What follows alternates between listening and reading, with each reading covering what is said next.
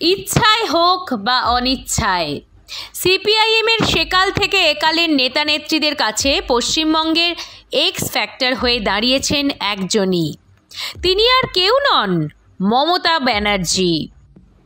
এই মুহূর্তে পশ্চিমবঙ্গের 3 বারের মুখ্যমন্ত্রী, বাম আমলে ছিলেন বিরোধী দলনেত্রী। সে সময় বাংলার মুখ্যমন্ত্রীর নাম বুদ্ধদেব ভট্টাচার্য। তখন পডকাস্টের যুগ শুরু হয়নি। এক টেলিভিশন সাক্ষাৎকারে প্রশ্নকর্তা মুখ্যমন্ত্রী বুদ্ধদেব ভট্টাচার্যকে প্রশ্ন করেছিলেন, মমতা ব্যানার্জি সম্পর্কে লিখতে দিলে কি লিখবেন? বুদ্ধবাবু একটুও না ভেবে উত্তর দিয়েছিলেন, সাদা খাতা জমা দিয়ে দেব। কালের চাকা ঘুরে আজ বাংলার শাসনভার সেই মমতা বন্দ্যোপাধ্যায়ের হাতে। বুদ্ধবাবু প্রয়াত হয়েছেন 1 বছর আগে। তৃণমূল শাসিত বিধানসভায় সিপিআইএমের আসন সংখ্যা 0। বামপন্থীরা 0 থেকে ঘুরে দাঁড়ানোর মরিয়া চেষ্টা চালাচ্ছেন।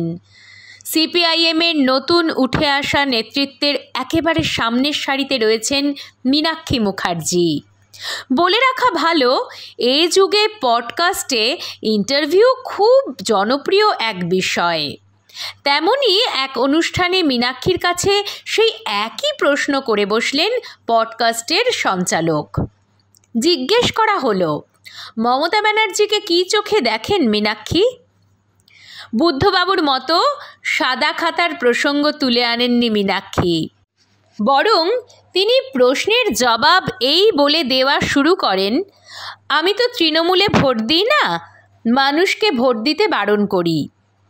তারপরে নিজের প্রতিক্রিয়ায় অত্যন্ত শীতল গলায় মমতা ব্যানার্জির কার্যকলাপ নিয়ে আক্রমণ করেছেন মুখ্যমন্ত্রীকে।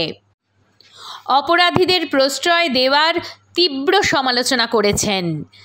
রাজ্যে শিল্প না থাকার প্রসঙ্গ উচ্চারণ না করে পরিযায়ী শ্রমিক ও তাদের যন্ত্রণার জন্য মমতাকে দায়ী করেছেন।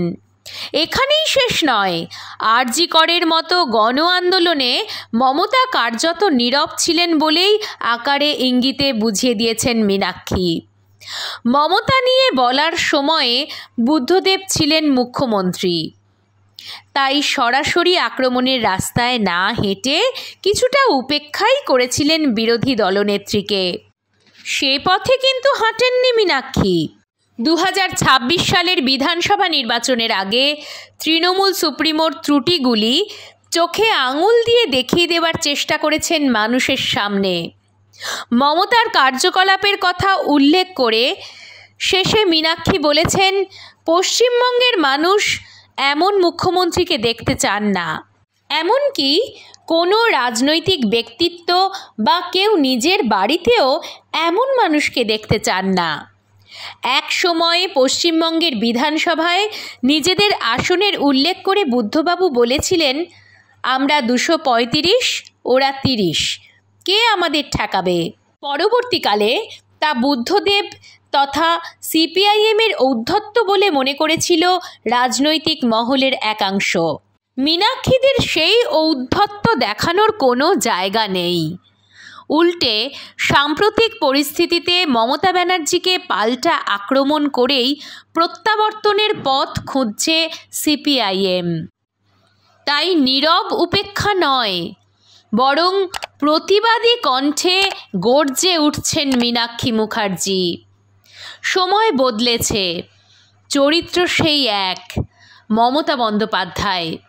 বদলে যাওয়া এই সময়ে যাকে উপেক্ষা না করে আক্রমণের পথ বেছে নিতে হচ্ছে। সময়ের সঙ্গে সঙ্গে স্টান্স বদলাতে বাধ্য হয়েছে সিপিআইএম।